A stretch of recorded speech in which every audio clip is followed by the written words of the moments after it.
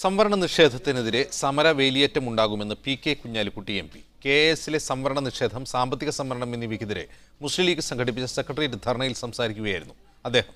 സംവരണ പോരാട്ടങ്ങൾക്ക് പിന്തുണ അർപ്പിച്ച് KPMS, SNDP തുടങ്ങി പിന്നോക്ക സംഘടനകളുടെ നേതാക്കളും സമരപ്പന്തലിലെത്തി.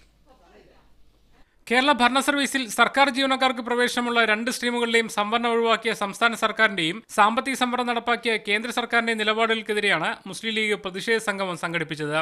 KSൽ എല്ലാ വിഭാഗങ്ങൾക്കും സംവരണം ഏർപ്പെടുത്തുന്നവരെ പ്രക്ഷോഭം തുടരുമെന്ന് സംഗമത്തിൽ സംസാരിച്ച P.K. കുഞ്ഞാലിക്കുട്ടി MP പറഞ്ഞു. ഉന്നത നേതാക്കൾ പങ്കെടുത്തുകൊണ്ടുള്ള ഒരു സൂചന മാത്രമാണ്. ഇതിനുശേഷം സമരങ്ങളുടെ ഒരു വേലിയേറ്റം തന്നെ പിന്നോക്കക്കാരിൽ നിന്നുണ്ടാകും, ഒരു സംശയമാർക്കും വേണ്ട. പിന്നാക്ക വിഭാഗങ്ങളോട് നിഷേധാത്മകമായ സമീപനമാണ് കേന്ദ്ര സംസ്ഥാന സർക്കാരുകൾ സ്വീകരിക്കുന്നതെന്ന് KPMS general secretary Punnala Sreekumar പറഞ്ഞു. യഥാർത്ഥ കണക്കുകൾ പുറത്തു വന്നാൽ പിന്നോക്ക വിഭാഗങ്ങൾ ആ കണക്കിന്റെ അടിത്തറയിൽ നിന്നുകൊണ്ട് കണക്ക് ചോദിക്കുമെന്നും അവരുടെ അജണ്ട നിശ്ചയിക്കുമെന്നും എന്നും രാജ്യത്തെ മുഖ്യധാര രാഷ്ട്രീയ പാർട്ടികൾക്ക് അറിയാവുന്നത് കൊണ്ട് തന്നെയാണ് ജാതി സെൻസസ് വരാത്തത്. A. നീലലോഹിദാസൻ നാടാർ, V. ദിനകരൻ തുടങ്ങിയവർ സംസാരിച്ചു. മുസ്ലിം ലീഗ് MLA-മാരും പ്രവർത്തകരുമടക്കം നിരവധി പേർ സെക്രട്ടേറിയറ്റ് മുന്നിലെ പ്രതിഷേധ സംഗമത്തിൽ അണിചേർന്നു. മീഡിയ 1, തിരുവനന്തപുരം.